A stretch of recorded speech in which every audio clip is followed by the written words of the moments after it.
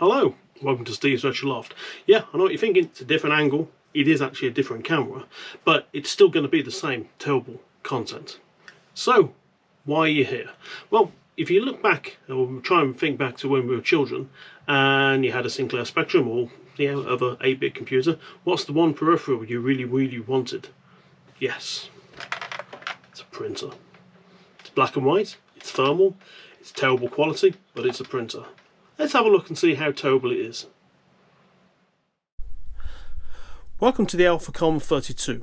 It's a monochrome thermal printer, and often you'll see these on Facebook or Facebook Marketplace or eBay, and a number of times they come without a power supply, and that's a right pain in the bum because the power supply is something like a 24-28 volt AC power supply, and it's really hard to get hold of one. However, I found this on eBay. It's actually one for Christmas lights. Was it eBay or Amazon? Anyway, one of the two. And I've probably thrown a number of these away over the years, and it works. It's surprisingly. What I've had to do, I've had to modify the cable because normally there's a normal 3.5mm jack plug, which is similar to the ZX81 power supply, so that'll be fun if you got one of these.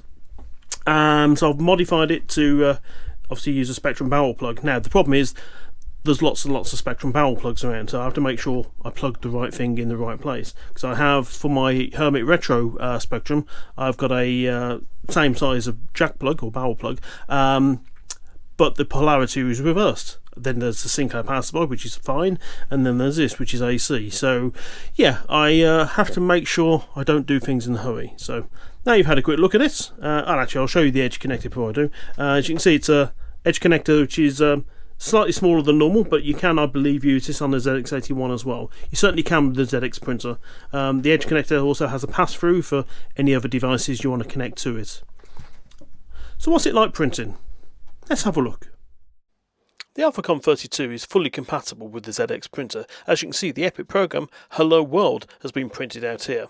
If you want to look at some different style of printing, here you go.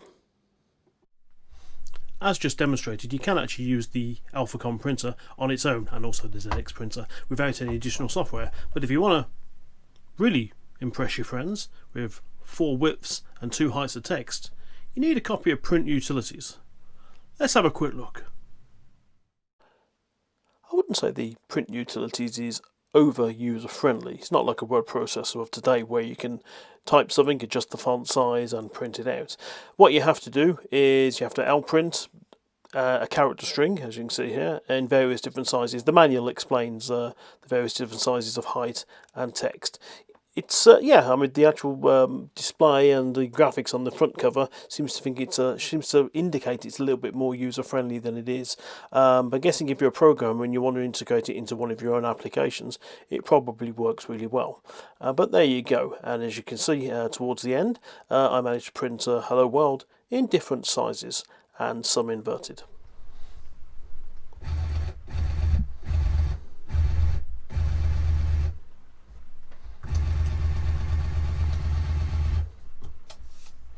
There you go. So what I used to do back in the day when I had a ZX, I borrowed a ZX printer for a while off someone, mate of mine, Rob. I think he repaired one because he was good at that sort of stuff. And so I borrowed it and I used it to print off loads of screenshots of games. Now it was easier to do back then because I had a snapshot device, which meant I could load the game partially and hit the snapshot button, and obviously then save the screen, memory and print it out. So I don't have a snapshot device anymore, obviously. Be nice if I had. But what I will do is I'll try and print some graphics on screen and see how they print. Obviously using wonders of a modern technology, my iPhone, and a file I'd previously saved earlier. This was for a Sony screen that I tested, probably one of the first videos I did. Here we go. So I do have a screenshot, and all I have to do is hit the copy button and press enter. And it should print out.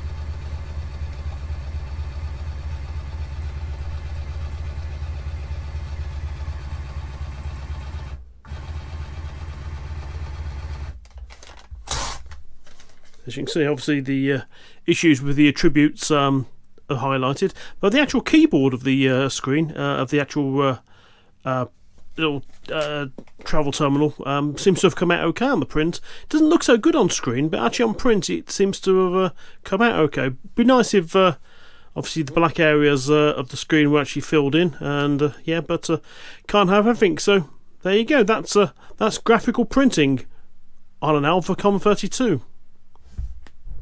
As you can see, if you've got a copy of the small business accounts, you can run some fictional reports like this demo and then print them off.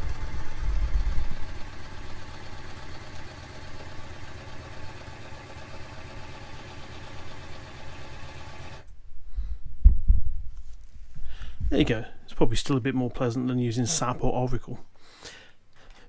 There you have it. It's a very quick look at the Alphacom32. It's not a bad little printer. I joke about its quality, but at the time it was pretty much, you know, all you could get. You could spend a lot of money and get a bigger Epson type printer, but you then need a probably more complicated interface for it to work. But this was just plug and play, and it was cheap and cheerful. And at the time, yeah, it was something we all wanted to get hold of.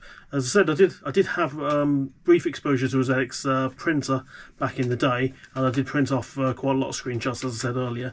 But yeah, it's just nice to have one, and it's nice to do silly things just like fictional reports using software which is probably very, very dated. Certainly this small business account software refers to the VAT rate of 15%.